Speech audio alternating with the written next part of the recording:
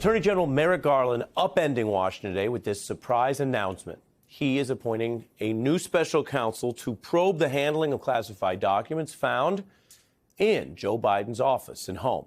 This is a significant legal development, no matter what happens from here. It's also the kind of twist that would have seemed like a movie plot even just a few months ago when former President Trump was clashing with the DOJ over his handling and alleged mishandling of classified material. Would have felt like a twist even, honestly, the last couple of weeks when Biden's team was very optimistic after the midterms and then the GOP's chaotic start to the new Congress. Now, Garland did not preview any plans on this at all. He just announced that he would deliver remarks today, didn't even reveal the topic, and then said the words that tend to rattle any White House, regardless of the era or the party. Based on Mr. Lausch's initial investigation, I concluded that, under the special counsel regulations, it was in the public interest to appoint a special counsel. There you have it. Today's announcement came after this ongoing review did spill into the press, raising questions about whether the DOJ or Garland are somehow potentially responding to events other than the substance of the law itself and the facts unearthed in the probe. Because, again, we've learned that some of this has already been going on, but this announcement came today after the rest of it spilled into the public view. And there are reports that also have pushed the White House to state that more documents were found in a locked garage at Biden's Delaware home. The president discussed that briefly with journalists today. Classified material next to your Corvette. What were you thinking? I'm going to get a chance to speak on all this, God willing, soon. But as I said earlier this week, people, and by the way, my Corvette's in a locked garage. Okay, so it's not like you're sitting out in the street. So the material was in a locked garage? Yes, as well as my Corvette. Just a brief exchange there. The details come after news that Biden's lawyers found the first batch back on November 2nd in a locked closet. There was no public details about any level of classification. For his part, President Biden has vowed that he's cooperating fully and completely.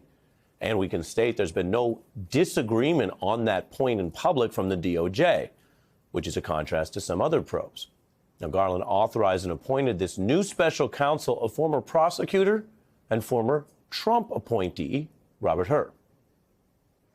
I'm here today to announce the appointment of Robert Hur as a special counsel pursuant to Department of Justice regulations governing such matters. Added that the special counsel will find out if anyone broke the law here. I signed an order appointing Robert Hur as special counsel for the matter I've just described. The document authorizes him to investigate whether any person or entity violated the law in connection with this matter. There you have it. And if you followed Merrick Garland at all, you know that this is how he always talks. So dry and sober that at times you might forget he's talking about the kind of thing that can lead to indictments and can upend entire administrations. Now, on paper, let's go through exactly what this is.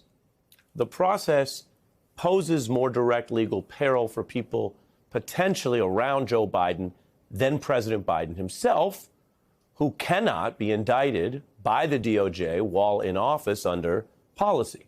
Now, many people were reminded of that longstanding rule during the first federal probe of Donald Trump by then Special Counsel Mueller, which upturned all kinds of information, material, and ultimately convicted crimes. But remember, that probe indicted other people. Never went near trying to indict Donald Trump. It ended in an initially private and later released report that simply discussed the president's actions, all within the prohibition that now Joe Biden would also benefit from no matter what happens, because it's not about anyone suggesting yet whether there's a crime. There's no facts on that.